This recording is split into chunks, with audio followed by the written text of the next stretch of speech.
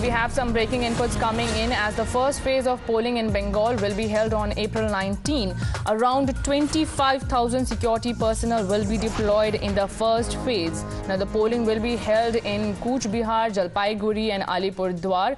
These are the constituencies which will go into polling in the first phase of elections on April 19.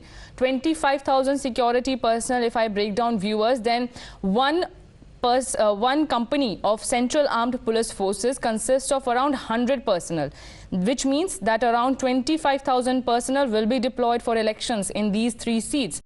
Chief Electoral Officer R.S. Aftab said all steps were being taken to ensure a free, fair and peaceful election in the state. For more on this, we have Adrija on the phone line. Adrija, first phase of voting to be held on April 19 and around 25,000 of CAPF personnel will be deployed.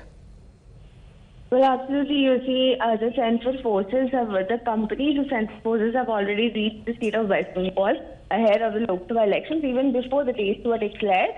And they have been conducting route march across the state as well to ensure that law and order situation is maintained.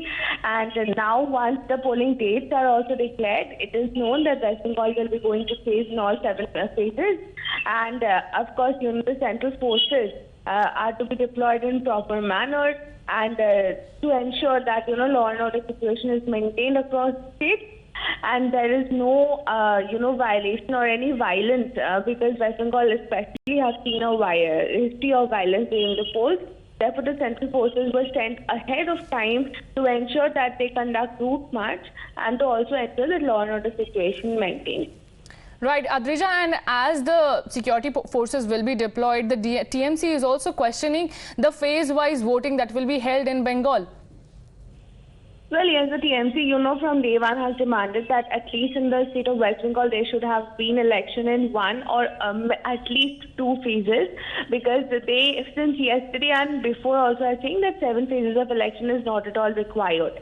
So, of course, this continues, and at the same time, TMC comes up and says that this is nothing but just giving the fuel and advantage to the BJP, who has much more, financially aided than the TMC, and therefore just giving fuel to the BJP and nothing else.